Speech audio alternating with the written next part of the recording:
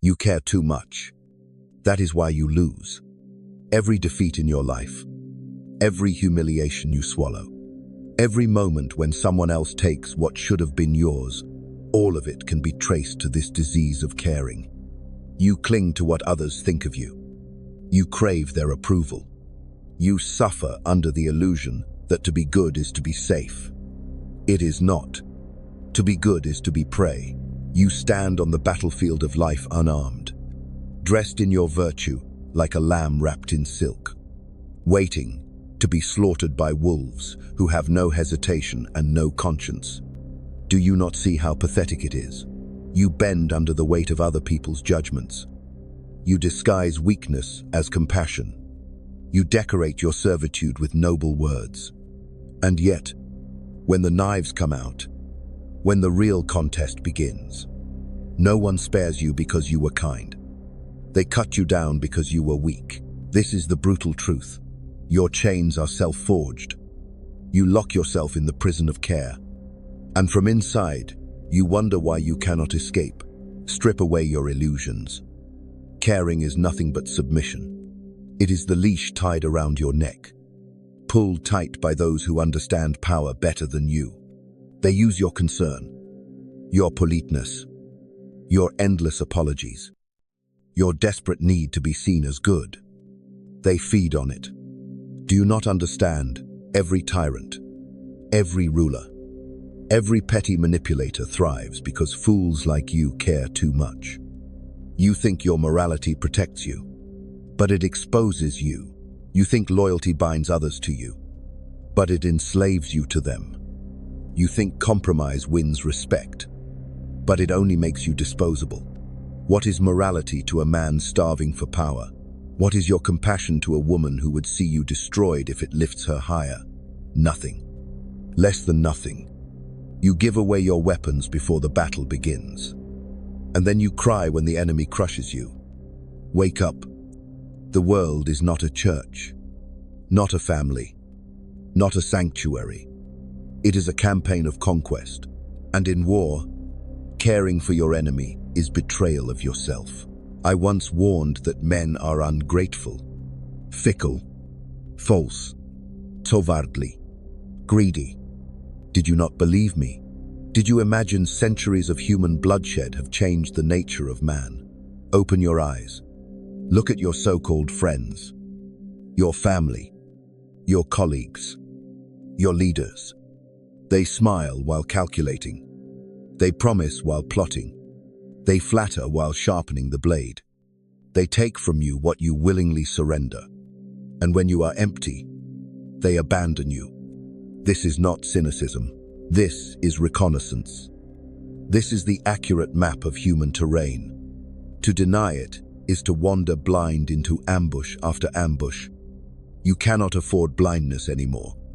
You cannot afford belief in fantasies of fairness, justice, or mutual respect. Those are decorations for sermons, not strategies for power. Why are you weak? Because you were trained to be. From birth, you were conditioned into obedience. Your parents told you to be polite, to share, to forgive. Your teachers told you to raise your hand, to wait your turn, to respect authority. Your priests told you to love your enemy, to turn the other cheek, to seek virtue even in suffering. And you absorbed it. You became a perfect subject, disciplined not for victory, but for servitude. The battlefield was hidden from you, and by the time you stumbled into it, you were already disarmed. You confuse compliance with goodness, hesitation with decency, cowardice with virtue. And in this confusion, you sacrifice yourself again and again. You cannot even see that the chains binding you were welded into place by the very systems that claim to protect you. Meanwhile, those who rule you, those who rise above you, they were never trained to care. They were trained to command. Their parents told them not to share but to take. Their teachers rewarded ambition, not humility. Their priests blessed their dominance, excused their cruelty, wrapped it in divine sanction. They know what you refuse to learn. The strong are not judged by kindness, but by control, and so you remain a pawn. While they maneuver like kings, you labor for their triumph. You bleed for their security. You are expendable, because you never stopped caring. And they exploit your disease until you collapse under the weight of your illusions. Look at how power truly operates. The man who hesitates loses territory. The woman who seeks everyone's approval becomes invisible. The leader who tries to be loved becomes irrelevant. Influence belongs to those who act, not those who wait. Control belongs to those who impose it, not those who ask permission. The one who understands that fear is more reliable than love always holds the stronger position. I do not say this to glorify cruelty, but to state what reality confirms. Discipline, ruthlessness, and detachment win campaigns. Caring ties you to outcomes you cannot control, to people who do not deserve loyalty, to causes that do not advance your power. Stop caring, and you unshackle yourself from these traps. Start winning, and you see the battlefield for what it is: a game of positioning, deception, attrition, and decisive strikes. Do you know the cost of remaining as you are? It is not some vague suffering. It is precise. It is measurable. You will waste years chasing approval that never comes. You will sacrifice opportunities to preserve relationships that were always one-sided. You will surrender advantages because you feared judgment. You will the unknown, unremembered, irrelevant, while those who cared less, who fought with cold calculation, carve their names into the world. This is the heavy price of your illusions. Your life becomes a monument to weakness. And when you are gone, no one will thank you for caring. They will forget you, and the world will move on as if you never existed. That is the legacy of the powerless. Oblivion. Now hear this. Transformation does not come through comfort. It does not come through therapy, or through affirmations, or through waiting for justice. It comes through strategy. A Machiavellian strategy is not about feeling better. It is about seizing control. Begin with detachment. Stop caring what they think of you. Their opinions are noise, psychological operations meant to shape your obedience. Ignore them. Treat every word as propaganda until proven otherwise. Next, discipline your mind. Your emotions are supply lines, and when they are exposed, the enemy raids them. Guard them with silence. Do not react. Do not explain. Do not seek validation. Your silence is your armor, your unpredictability, your weapon. Then, reconnaissance. Study those around you, not with affection, but with calculation. Who has power? Who has weakness? Who commands loyalty? And who merely pretends? Map the terrain of influence as if charting a battlefield. Every ally is temporary. Every enemy, a potential tool. Every neutral party, a piece to be moved. Do not trust. Verify. Do not hope. Plan. Do not wait. Act. You must also understand attrition. Victory is not won in a single strike, but through sustained pressure. Outlast those who oppose you. Break their supply lines of confidence and resources. Flank them with unexpected maneuvers, not in war, but in speech, in timing, in decisions. While they care about appearance, you exploit reality. While they care about being loved, you secure control. This is the cold-blooded strategy, not to destroy for cruelty's sake, but to win because weakness has no place on the field. If you must sacrifice being liked. If you must lose something, lose your illusion. Guard only what strengthens your command. Discipline, calculation, action. You hesitate. Perhaps, even now, you think this is too cruel, too harsh, too merciless. And I tell you that hesitation is the voice of the leash still around your neck. That is the whisper of your conditioning, the residue of your servitude. Rip it out. Replace hesitation with clarity. Replace compassion with calculation. Replace care with command. You will not become a monster, you will become free. The monster is the one who exploits your weakness while pretending to be your friend. You, if you awaken, become the commander of your own campaign. You stop playing by rules that were written to keep you powerless, and you start imposing the only law that matters: victory. You still resist, clinging to fragments of the old delusion. You whisper to yourself that perhaps there is another way, some middle path between power and goodness, some compromise where you can hold influence while still being adored. This fantasy is poison. Half measures kill faster than outright weakness. A commander who tries to march in two directions at once tears his army apart. A ruler who tries to be both feared and loved is abandoned. The moment affection cools. You cannot serve two masters: the comfort of caring and the clarity of winning. You must choose. Either you discard this obsession with being liked, or you remain forever a slave to those who care less than you. There is no alternative. On this battlefield, indecision is execution. Understand the psychology of those who rule over you. They know your mind better than you know theirs. They rely on your caring. They manipulate it with ease. When they want you compliant, they dangle approval in front of you. When they want you afraid, they threaten withdrawal of affection. You are conditioned like a soldier under discipline. Except the orders you follow do not strengthen you, they strip you. The chain of command runs not from you outward, but into you like a spear. They exploit the very thing you consider your nobility, your concern for harmony, your longing for validation, your shame at being disliked. And every time you bend, you reinforce their dominance. This is psychological warfare, and you have been losing without even knowing the war exists. Detach. This is your first strike.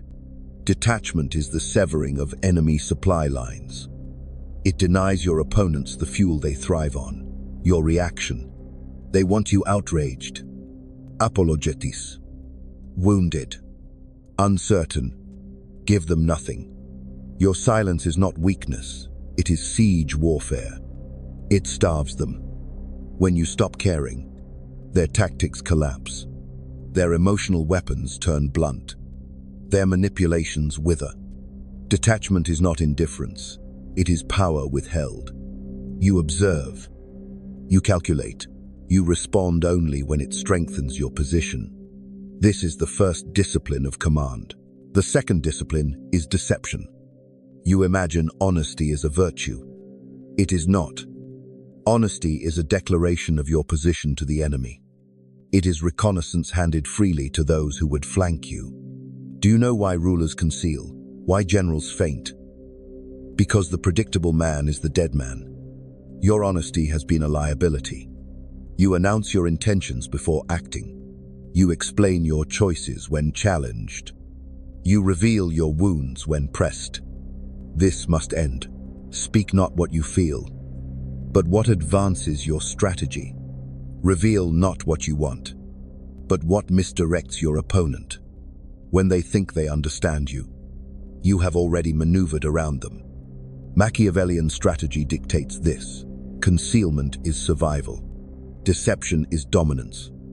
He who masters appearances controls outcomes. The third discipline is ruthlessness. Not cruelty for its own sake, but precision without hesitation. You delay when you should strike. You pity when you should sever. You forgive when you should punish. And each hesitation costs you terrain. Discipline demands that you cut off liabilities quickly. A soldier who breaks rank endangers the entire formation. A weak ally erodes the morale of the strong. Sentiment has no place in command. When an action strengthens your position, you take it. When a person undermines your strategy, you remove them. No explanations, no apologies. Mercy, when extended, is not compassion but calculation. It is used only when it serves long-term control. Otherwise, it is suicide disguised as virtue. You may think this is too harsh, too inhuman. That thought betrays you. You are not called to be humane in a contest of wolves. You are called to survive, to prevail, to command. Humanity is a mask you wear when it serves you, not a chain you bind to yourself. The battlefield does not care for your feelings. The enemy does not respect your kindness. The world remembers only who won and who was erased. Cold, yes. Bloodless, yes. But effective. Strategy is not about fairness. It is about victory. Ask yourself, do you want to be remembered as noble but defeated, or feared and victorious? History honors the latter. The former is dust. Every empire that rose did so by abandoning care. Rome did not spread by kindness, it spread by legions. Princes did not rule by virtue. They ruled by fear and calculation. Those who sought to be loved were swallowed by those who sought to win. And you, your life, your career, your relationships follow the same laws, whether you admit it or not. You are not exempt because you live in a world of offices, families, and polite societies. These are merely battlefields with different armor. The tactics are unchanged. To rise, you must learn them. To command, you must live them. I have seen rulers fall because they trusted care over fear. I have seen generals slaughtered because they valued reputation over reconnaissance.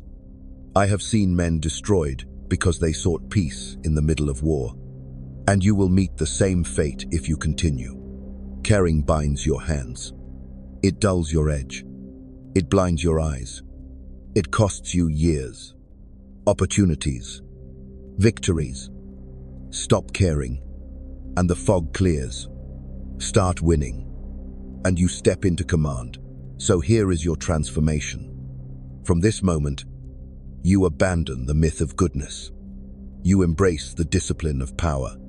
You silence your need for approval. And in that silence, you hear strategy. You stop seeking comfort. And in that discomfort, you find clarity. You accept that love is fickle.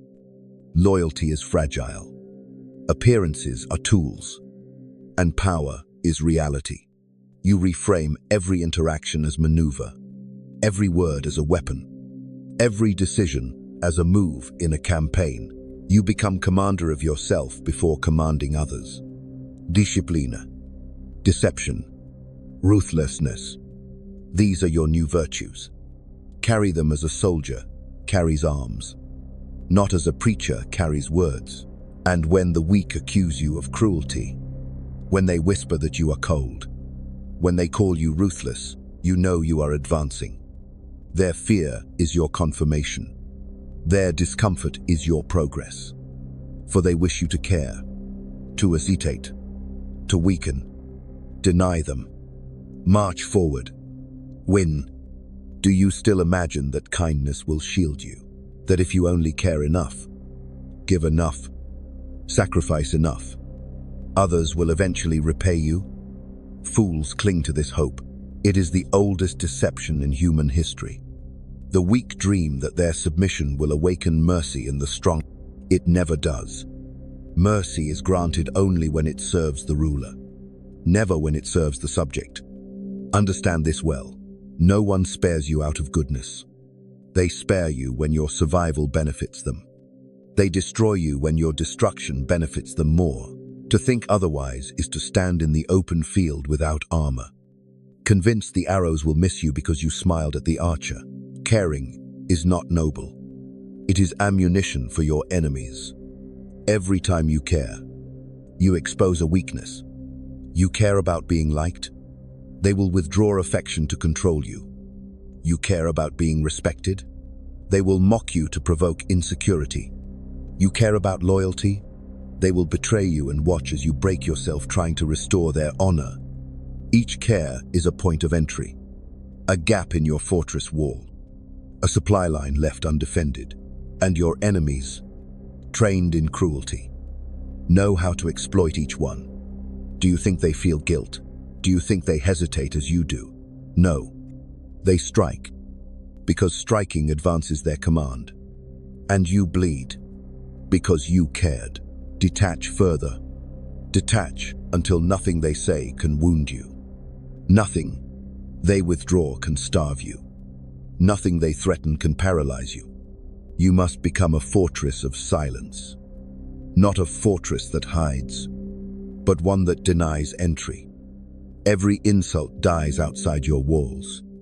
Every manipulation starves in the cold. Detachment is not numbness. It is control. It is the ability to direct your energy, to decide where to allocate your resources, to choose your battles with clarity. When you stop caring, you regain the authority you surrendered long ago. You become untouchable, unshakable, unyielding. They will rage. They will scheme. They will test, and they will find nothing to exploit. Now learn the art of appearances. I once warned that rulers must learn to appear merciful, faithful, humane, upright, and religious, but never actually be bound by these virtues. Do you see the brilliance? Appearances cost nothing, but they purchase everything. People are deceived by the surface. They cannot see beyond what you show them. Therefore, show them what strengthens your command. If compassion serves you, display compassion. If humility serves you, perform humility. If ruthlessness serves you, mask it in necessity. Never reveal the iron behind the mask, unless it terrifies your enemy into obedience. This is psychological warfare. This is manipulation as strategy. And if you recoil at the thought, ask yourself, would you rather be deceived, or would you rather deceive? Only one of these leads to survival. Consider fear. You resist it, because you have been told it is monstrous to inspire fear. Yet fear is the most reliable weapon in the arsenal of power. Love fades. Respect wavers. Loyalty crumbles. Fear endures. Fear binds men to obedience, even when affection dies. Fear keeps soldiers in formation when they wish to flee. Fear ensures silence when betrayal tempts. To reject fear is to reject control itself. You must not aim to be hated. Hatred is unstable. It provokes rebellion, but to be feared, discreetly, strategically. Precisely, this is command. The one who fears losing your approval may one day abandon you. The one who fears your retaliation will never dare. You are conditioned to think fear is cruelty. It is not. It is discipline. A commander does not allow his army to relax into softness, for softness breeds collapse. A ruler does not allow his subjects to disregard authority, for disregard breeds rebellion. In the same way, you must not allow those around you to think you are endlessly forgiving, endlessly pliable, endlessly caring, for they will devour you. Fear is the chain that keeps the wolves at bay. Without it, you are meat. With it, you are master. Look also at timing. You rush when you should wait. You wait when you should strike. Strategy is not merely knowing what to do, but when to do it. A general who attacks too soon wastes his soldiers. A prince who hesitates too long loses the throne. You must learn to strike when the enemy least expects, when their supply lines are stretched, when their morale falters. The same is true in life. Your rivals reveal weaknesses, constantly slips of the tongue, lapsus in disciplina, signs of fatigue. You, lost in caring, overlook them. The Machiavellian strategist observes, catalogues, and waits. Then, when the opening appears, strikes without hesitation. One decisive action is worth more than 100 wasted gestures. And what of loyalty? You crave it, but you misunderstand it. Loyalty is not devotion. It is transaction. Men are loyal as long as it benefits them. The moment loyalty becomes a burden, it dissolves. If you believe loyalty is eternal, you will be betrayed. If you understand it is conditional, you can exploit it. Reward loyalty when it strengthens you. Withdraw benefits when it weakens you. Rotate your alliances as a general rotates troops, so that none grow complacent. Keep each man uncertain whether his future depends on your favor. This is not cruelty, it is control. To expect loyalty without managing it is to demand a miracle in the midst of war. You live as though consequences are far away. They are not. Every weak choice has cost you. Every hesitation has already stolen from you. Every moment you cared when you should have calculated has written losses into your history. Look around you. The promotions that passed you by, the relationships that drained you, the respect that slipped through your fingers, all of it is evidence of your disease. You are not merely at risk of losing. You have already lost. And yet, you still have a chance. A commander can recover from retreat if he regroups. A ruler can reclaim territory if he abandons illusions.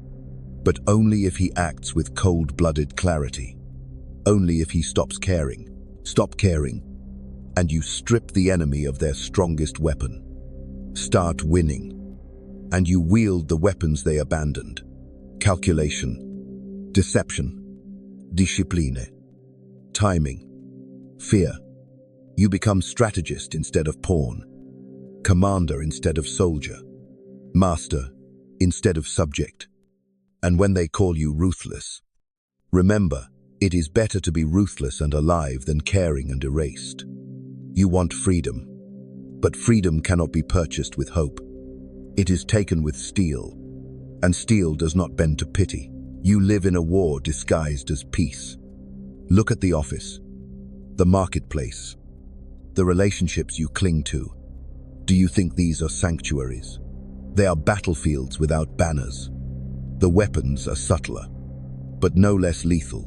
Gossip as artillery, promotions as fortresses, alliances as pincer movements, betrayals as flanking maneuvers.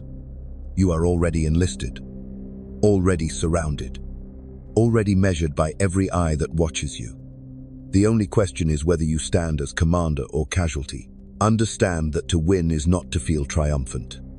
To win is to hold ground, to expand control, to dictate terms.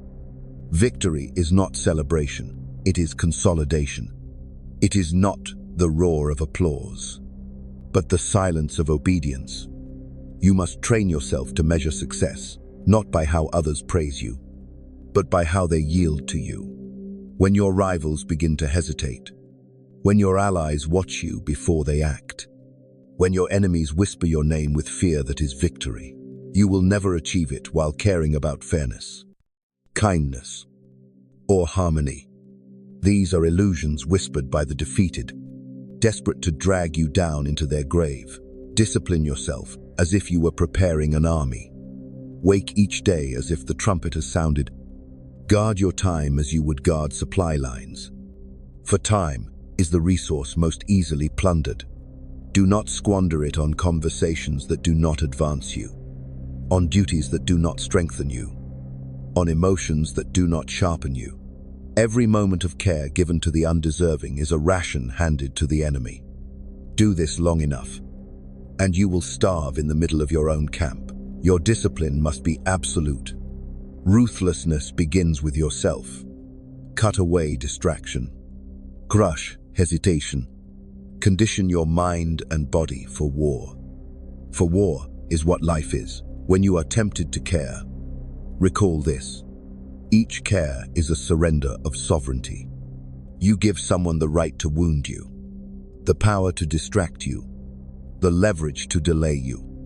Do you think a general allows the enemy to march supplies through his own camp unchallenged?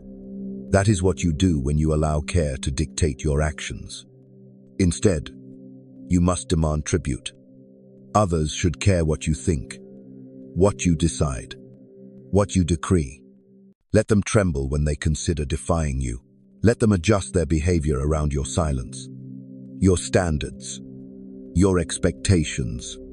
This is command, not caring for their approval, but forcing them to care for yours. There will be moments when you falter, when the old conditioning resurfaces, when you think perhaps caring will save you. That is weakness masquerading as conscience. Recognize it and crush it. The battlefield is no place for indulgence. Do not weep for those you leave behind, for they would have abandoned you at their convenience. Do not pity the defeated, for they would have destroyed you if they had the chance. Victory requires hardness, and hardness is not cruelty. It is clarity. It is refusing to let sentiment sabotage your command. You ask, what of love? What of loyalty? What of friendship? These too are campaigns. Treat them as such. Love is alliance, secured by strength, dissolved by weakness. Loyalty is contract, maintained by fear of loss, broken by opportunity. Friendship is negotiation, useful only while it advances both parties. If you cling to them as absolutes, you will be betrayed. If you wield them as instruments, you will never be surprised.